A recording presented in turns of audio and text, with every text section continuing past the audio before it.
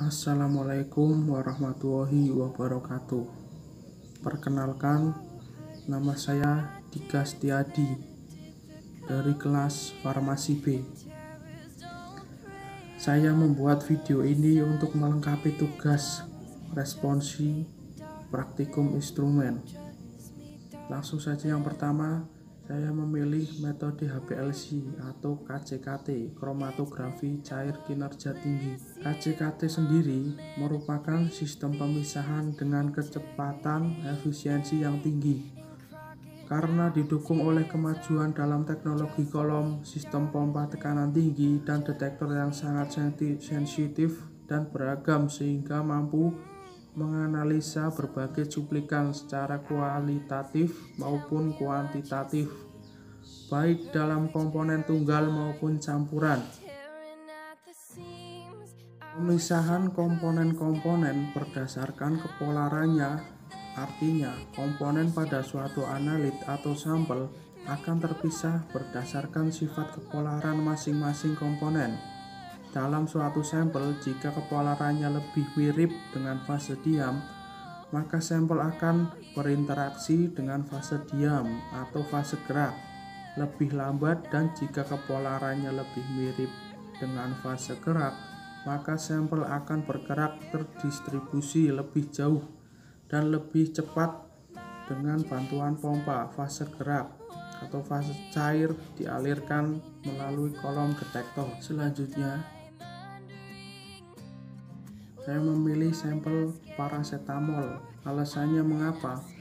Karena sampel mudah didapat, seperti itu.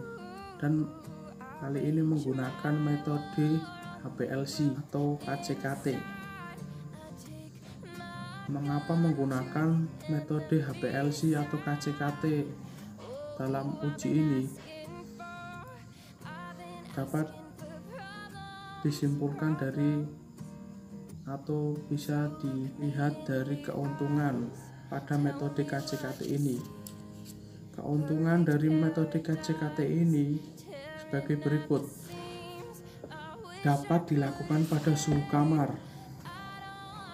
Kolom dapat digunakan berkali-kali. Selanjutnya, detektor HPLC dapat divariasi dan tersedia dalam beberapa pilihan. Selanjutnya, waktu analisis pada umumnya singkat dan ketepatan, kepekaan, ketelitian sangat relatif tinggi dan mudah dioperasikan secara otomatis dan resolusinya baik. Nah, itu alasannya mengapa memilih metode HPLC atau KCKT sendiri. Selanjutnya,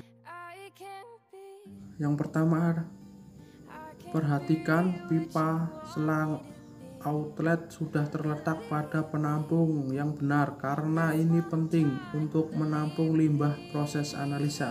Kemudian, fokus ke software yang ada di komputer. Sebelum dan setelah menggunakan alat ini, diharap ini dilakukan agar kondisi kolom selalu dalam keadaan bersih dan tidak tersumbat. Pastikan membuka katup tekanan sebelum melakukan pembersihan kolom. Selanjutnya, pastikan larutan yang digunakan untuk fase gerak tersedia dalam jumlah yang cukup. Kemudian, lakukan setting method pada software HPLC. Selanjutnya, operasikan instrumen untuk mendapatkan baseline yang stabil. Pastikan tidak terdapat gelembung pada cairan fase gerak, karena adanya gelembung bisa membuat baseline menjadi tidak stabil. Setelah baseline didapat, maka bisa memulai memasukkan sampel dengan cara injeksi manual atau auto sampler, karena lebih otomatis dan presisi. Selanjutnya, detektor akan menangkap data dari sampel dan menampilkan di software. Kemudian, kita save atau print hasil pengukuran tersebut. Selanjutnya, tahap yang harus dilakukan setelah penggunaan alat HPLC. Yang pertama, keluarkan file dari auto sampler. Kemudian lakukan pembersihan kolom. Lalu matikan instrumen sesuai dengan alur yang ditetapkan. Lakukan itu terlebih dahulu sebelum menonaktifkan switch power.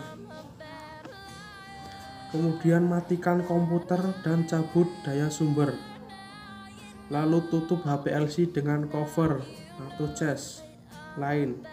Gunanya untuk mencegah debu dan kotoran menempel pada HPLC tersebut. Ya, itu saja yang mungkin bisa saya sampaikan dalam isi video ini. Terima kasih. Wassalamualaikum warahmatullahi wabarakatuh.